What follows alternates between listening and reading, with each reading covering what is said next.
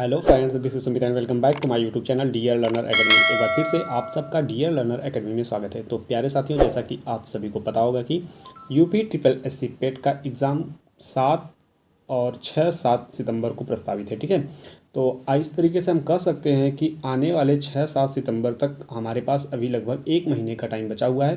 तो 1 महीने में हम डेली अगर एक प्रैक्टिस सेट सॉल्व करते हैं तो हम अपनी तैयारी को और भी मजबूत बना सकते हैं।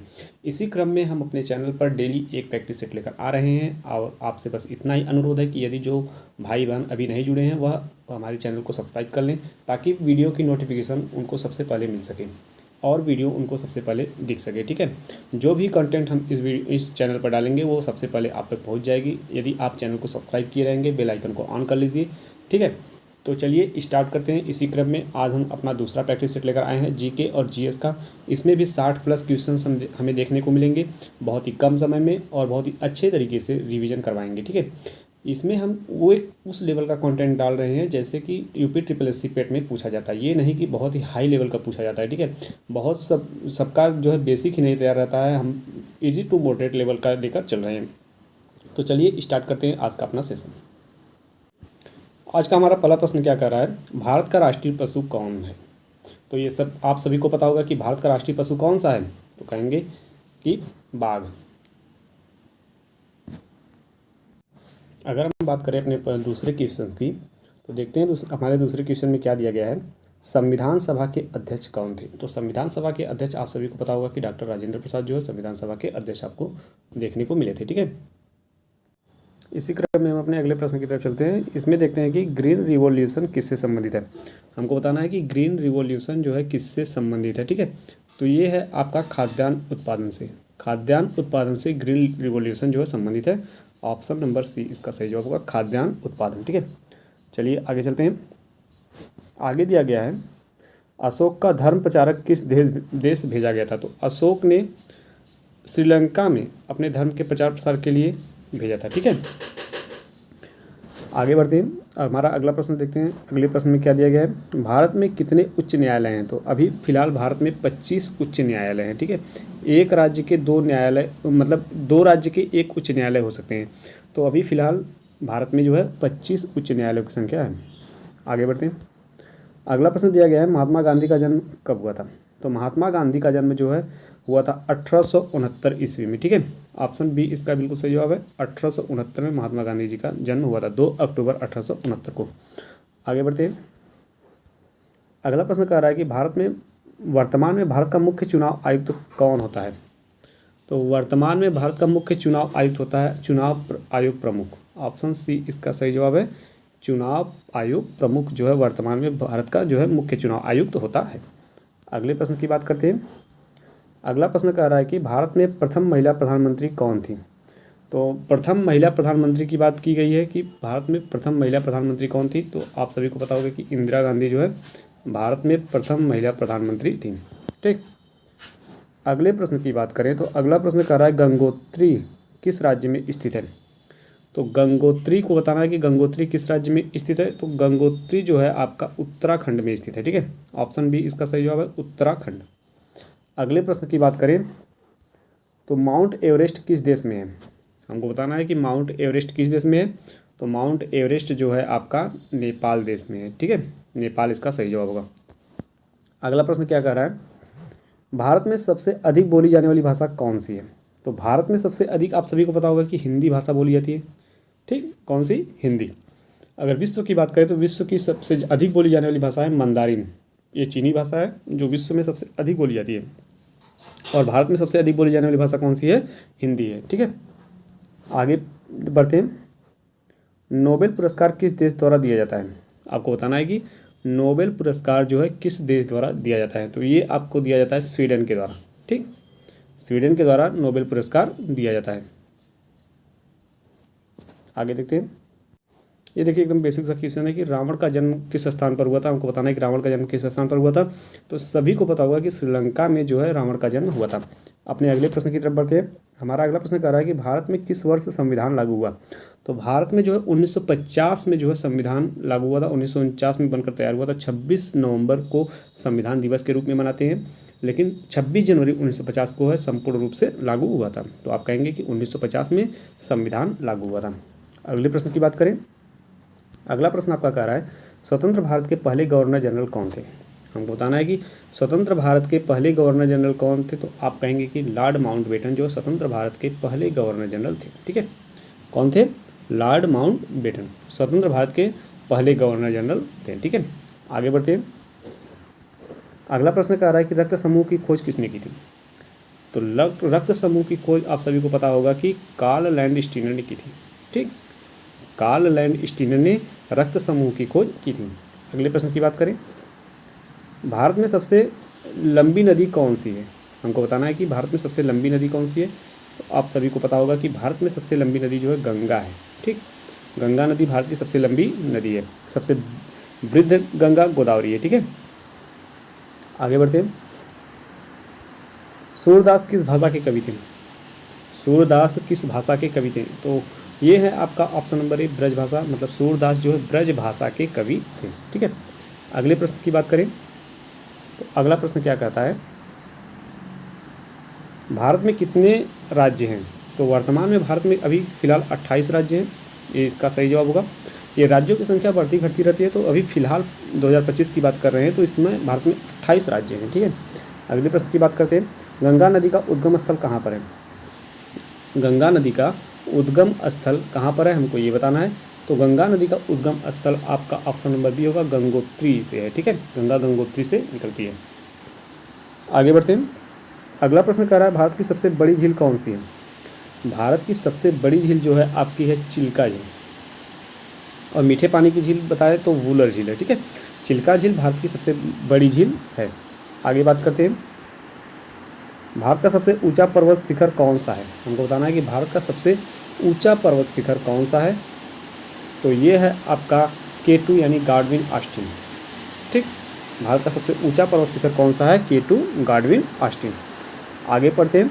अगला प्रश्न कह रहा है कि भारत का पहला परमाणु परीक्षण कहाँ हुआ था। तो भारत का पहला परमाणु परीक्षण हमको बताना है कि भारत का पहला परमाणु परीक्षण कहाँ हुआ था। तो इसका सही जवाब है पोखरण, ऑप्शन ए इसका सही जवाब है पोखरण। ठीक है, अगले प्रश्न की बात करें तो हमारा अगला प्रश्न कह रहा है बुद्ध ने पहला उपदेश कहाँ दिया था। तो बुद्ध ने अपना पहला उपदेश जो है सारनाथ में दिया था। ठीक है, कहाँ पर दिया था, सारनाथ में। अगले प्रश्न की बात करें। भारतीय संविधान में कितने अनुच्छेद हैं। तो भारतीय संविधान में अगर मूल अनुच्छेद की बात करें तो 395 है। अगर टोटल अनुच्छेद की बात करें जो है आपका 450 प्लस हो गए हैं। ठीक है, अगर मूल अनुच्छेद की बात करें तो 395 है। अगर अभी कुल अनुच्छेदों की संख्या पूछें तो 450 प्लस आपको देखने को मिलेंगे। ठीक है, आगे बढ़ते हैं। अगला प्रश्न कर रहा है जय जवान जय किसान का नारा किसने दिया था। तो ये आपको पता होगा कि जय जवान जय किसान का नारा लाल बहादुर शास्त्री ने दिया था। ठीक है, लाल बहादुर शास्त्री इसका सही जवाब होगा। अगले प्रश्न की बात करते हैं। मेघदूत नामक काव्य किसने लिखा था। तो मेघदूत नामक काव्य आपका लिखे थे कालिदास। ठीक है, कालिदास इसका सही जवाब होगा। मेघदूत नामक काव्य किसने लिखा था, कालिदास ने लिखा था। अगले प्रश्न की बात करें तो मेट्रो रेल की शुरुआत भारत में सबसे पहले कहाँ हुई थी। तो मेट्रो रेल की शुरुआत भारत में सबसे पहले हुई थी आपकी कोलकाता में। ठीक है, कहाँ पर हुई थी, कोलकाता में। ठीक है, कोलकाता इसका सही जवाब होगा। अगले प्रश्न की बात कर लेते हैं। अगला प्रश्न कह रहा है कि भारत में पहली महिला राज्यपाल कौन थी। तो भारत में सबसे पहली महिला राज्यपाल थी आपकी सरोजनी नायडू। ऑप्शन ए इसका सही जवाब होगा, सरोजनी नायडू। ठीक है, चलते हैं आगे अपने अगले प्रश्न की तरफ चलते हैं। अगला प्रश्न कहता है कि भारत की पहली महिला IPS अधिकारी कौन थी। तो भारत की पहली महिला IPS अधिकारी थी आपकी किरण बेदी। ठीक है, किरण बेदी इसका सही जवाब होगा। किरण बेदी भारत की पहली महिला IPS अधिकारी थी।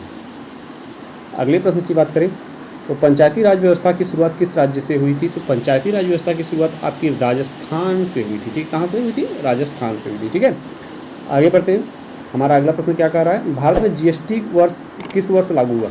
तो भारत में जो है GST जो है 2017 में लागू हुआ था। ऑप्शन बी इसका सही जवाब होगा, 2017 में। ठीक है, भारत में GST किस वर्ष लागू हुआ था। तो भारत में GST जो है 2017 में लागू हुआ था। अपने अगले प्रश्न की बात करें तो अगला प्रश्न कह रहा है कि भारत में सबसे ऊंचा जलप्रपात कौन सा है। हमको बताना है कि भारत में सबसे ऊंचा जलप्रपात कौन सा है। तो जोग जलप्रपात जो है भारत में सबसे ऊंचा जलप्रपात है। कौन सा, जोग जलप्रपात। आगे बढ़ते हैं। अगला प्रश्न कह रहा है कि हरित गृह प्रभाव किस गैस से अधिक होता है। हरित ग्रीन मतलब ग्रीन हाउस इफेक्ट आपको पूछ रहा है कि किस गैस से अधिक होता है, तो कार्बन डाइऑक्साइड यानी CO2 के से यह सबसे अधिक होता है, ठीक है, किससे, CO2 से। इसका सही जवाब ऑप्शन ए होगा। आगे बढ़ते हैं, देखते हैं हमारे अगले प्रश्न में क्या दिया गया है। अगला प्रश्न कह रहा है कि भारत में कितने केंद्र शासित प्रदेश हैं। हमको बताना है कि भारत में कितने केंद्र शासित प्रदेश हैं। तो वर्तमान में भारत में 9 केंद्र शासित प्रदेश हैं। अभी हमने ऊपर प्रश्न में देखा था कि भारत में कितने राज्य हैं, मतलब स्टेट हैं, तो 28 राज्य और 9 केंद्र शासित प्रदेश अभी फिलहाल हैं, ठीक है। आगे बढ़ते हैं, अगला प्रश्न क्या कह रहा है, संविधान की प्रस्तावना में कौन सा शब्द जोड़े गए थे।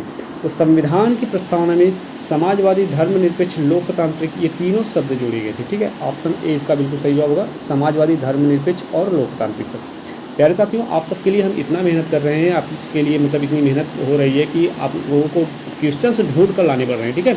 तो आपका बस इतना ही फर्ज बनता है कि आप एक लाइक कर दिया कीजिए, वीडियो को शेयर कर दिया कीजिए, और ताकि वीडियो सभी तक पहुंच सके। और आपके एक लाइक से जो है हमें बहुत मोटिवेशन मिलता है और हम अपने अगले वीडियो के लिए बहुत ही उत्सुक रहते हैं, ठीक है। तो चलिए आगे बढ़ते हैं। अगला प्रश्न क्या कह रहा है, ब्रह्म समाज की स्थापना किसने की थी। तो हमको बताना है कि ब्रह्म समाज की स्थापना किसने की थी। तो ब्रह्म समाज की स्थापना की थी राजा राम मोहन राय ने, ठीक है। इसका सही जवाब होगा राजा राम मोहन राय ने। अगले प्रश्न की बात करें, अगला प्रश्न कह रहा है पृथ्वी दिवस कब मनाया जाता है। आपको बताना है कि पृथ्वी दिवस कब मनाया जाता है। तो 22 अप्रैल को पृथ्वी दिवस मनाया जाता है, ठीक है। कब मनाया जाता है, 22 अप्रैल को पृथ्वी दिवस मनाया जाता है। अगले प्रश्न की बात करें, यूएनओ का मुख्यालय कहाँ पर है। तो आप सभी को पता होगा कि यूएनओ का मुख्यालय जो है न्यूयॉर्क में है। यूएनओ की स्थापना 1945 में हुई थी, इसका मुख्यालय न्यूयॉर्क में है। आगे बढ़ते हैं, अगला प्रश्न कर रहा है पनडुब्बी में उपयोग की जाने वाली धातु कौन सी है। तो पनडुब्बी में उपयोग की जाने वाली धातु है आपकी टाइटेनियम। कौन सी है, टाइटेनियम, ठीक। आगे बढ़ते हैं, अगला प्रश्न क्या कह रहा है, संविधान के किस भाग में मौलिक अधिकार दिए गए हैं। हमको बताना है कि संविधान के किस भाग में मौलिक अधिकार दिए गए हैं। तो भाग 3 में मौलिक अधिकारों की संख्या दी गई है, भाग 3 में, ठीक है। आगे बढ़ते हैं, क्रांतिवीर उपाधि किसे दी गई है। तो क्रांतिवीर उपाधि चंद्रशेखर आज़ाद को दी गई है, ठीक। किसको दी गई है, चंद्रशेखर आज़ाद को। शहीद की उपाधि भगत सिंह को दी गई थी।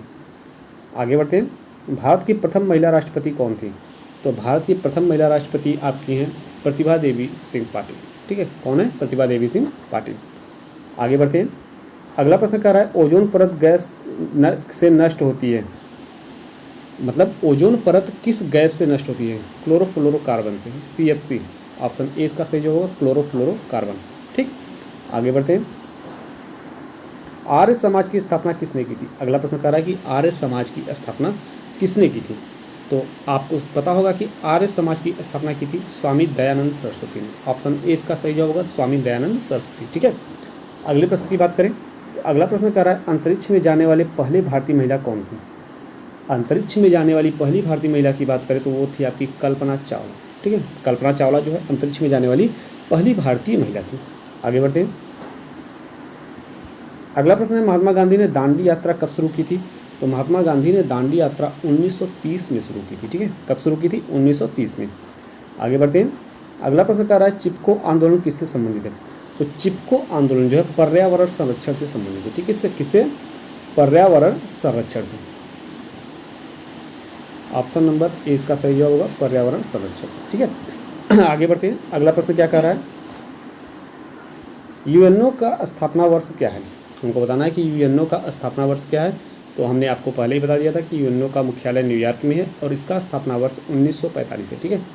आगे बढ़ते हैं, अगला प्रश्न कह रहा है कि स्वराज पार्टी की स्थापना किसने की थी। तो स्वराज पार्टी की स्थापना करने वाले चित्तरंजन दास और मोतीलाल नेहरू थे, ठीक है।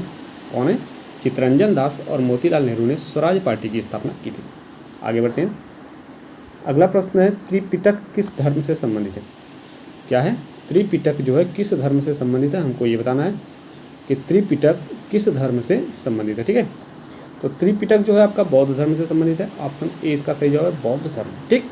आगे बढ़ते हैं, अगले प्रश्न की बात करें तो कह रहा है कि भारतीय रिजर्व बैंक की स्थापना कब हुई थी। तो भारतीय रिजर्व बैंक की स्थापना आपकी हुई थी 1935 में। ऑप्शन ए इसका बिल्कुल सही जवाब है, 1935 में भारतीय रिजर्व बैंक की स्थापना हुई थी। आगे बढ़ते हैं, अगला प्रश्न कह रहा है भारत में चुनाव आयोग का गठन कब हुआ था। तो भारत में चुनाव आयोग का गठन 1950 में हुआ था। कब हुआ था, 1950 में हुआ था। आगे बढ़ते हैं, अगला प्रश्न कह रहा है हमारा RTI का पूर्ण रूप क्या है।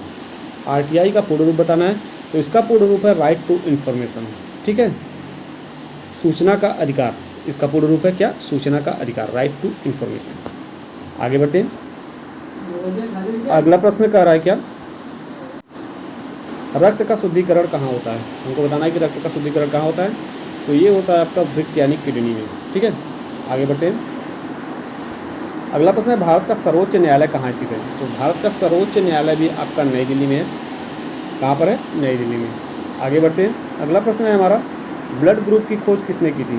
तो ब्लड ग्रुप की खोज की थी लैंड स्टीनर ने। किसने की थी? लैंड स्टीनर ने, ठीक है। अगले प्रश्न की बात करें तो अगला प्रश्न हमारा कहता है कि पानी का घनत्व अधिकतम कब होता है? बताना है कि पानी का घनत्व अधिकतम कब होता है, ये बात, ठीक है। तो आप सभी को पता होगा कि पानी का घनत्व जो है अधिकतम 4 डिग्री सेल्सियस पर होता है, ठीक है। इस पर 4 डिग्री सेल्सियस पर। आगे बढ़ते हैं, देखिए बारिश बहुत तेज़ हो रही है, इसका बारिश का भी आवाज़ आपको आ रहा होगा, तो थोड़ा सा आप मैनेज कर लीजिएगा। चलिए आगे बढ़ते हैं, नाभिकीय ऊर्जा का मुख्य स्रोत क्या होता है? तो नाभिकीय ऊर्जा का मुख्य स्रोत है आपका विखंडन। क्या है? विखंडन। आगे बढ़ते हैं, अगले प्रश्न की बात करें तो अगला प्रश्न कर रहा है, किस क्रांति को नीली क्रांति कहा जाता है? किस क्रांति को नीली क्रांति कहा जाता है? ये है आपका ऑप्शन नंबर ए, मत्स्य पालन को नीली क्रांति के रूप में जाना जाता है, ठीक है। आगे बढ़ते हैं, भारत की पहली महिला शिक्षक कौन थी? ये देखिए कितना अच्छा क्वेश्चन है। भारत की पहली महिला शिक्षक कौन थी? तो वो थी आपकी सावित्रीबाई फुले, ठीक है।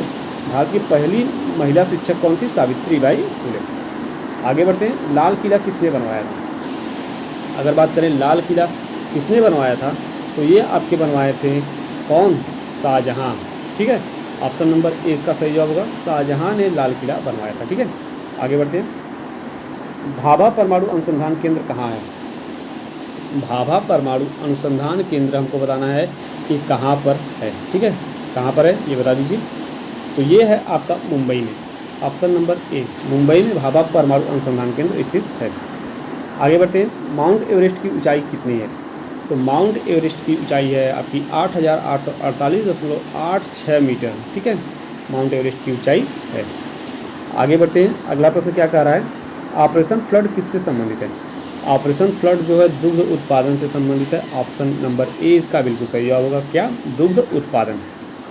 आगे बढ़ते हैं, चंद्रयान 3 का सफल लैंडिंग स्थल क्या था?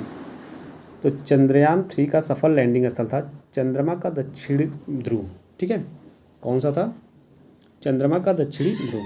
ऑप्शन नंबर ए इसका सही जवाब होगा, क्या? चंद्रयान 3 का सफल लैंडिंग स्थल था चंद्रमा का दक्षिणी ध्रुव, ठीक। तो आज के लिए बस इतना ही। 60+ क्वेश्चन हमने इस वीडियो में देखा और बहुत ही अच्छे लेवल के क्वेश्चन देखे, ठीक है। 60+ क्वेश्चन देखने को मिले थे और बहुत ही अच्छे लेवल के, ठीक है। आपसे बस इतना ही अनुरोध है कि यदि आपको वीडियो समझ में आ रही है, मतलब हमारे द्वारा दी गई इन्फॉर्मेशन से आप संतुष्ट हैं, तो आप वीडियो को लाइक कर दिया कीजिए, वीडियो को शेयर कर दिया कीजिए, ताकि वीडियो सभी तक पहुँच सके। फिलहाल यूपीटीपीएससी पेट का जो है एग्ज़ाम डेट आ चुका है और बहुत ही कम समय बचा हुआ है, ठीक है। आप डेली हमसे जुड़े रहेंगे तो हो सकता है कि आपकी तैयारी और भी अच्छी हो जाए। तो वीडियो को शेयर करने से आपको ये फ़ायदा होगा कि जो भाई हमारे अभी नहीं जुड़े हैं वो भी हमसे जुड़ जाएंगे और अपनी तैयारी को और भी अच्छा कर लेंगे। फिलहाल पेट की अनिवार्य मतलब उसका वैलिडेशन जो है 3 साल के लिए कर दिया गया है, तो अभी आपको बहुत ही लाभ होने वाला है। फिलहाल आने वाले एग्ज़ाम जैसे यूपी लेखपाल, यूपी वीडियो में भी इस सब के मतलब अनिवार्यता रहेगी, पेट की अनिवार्यता रहेगी। तो आप अच्छा स्कोर करें, हमारी बस आपसे यही उम्मीद है। अपनी प्रैक्टिस को डेली बनाए रखिए। चलिए फिर मिलते हैं अगले वीडियो में, तब तक के लिए धन्यवाद।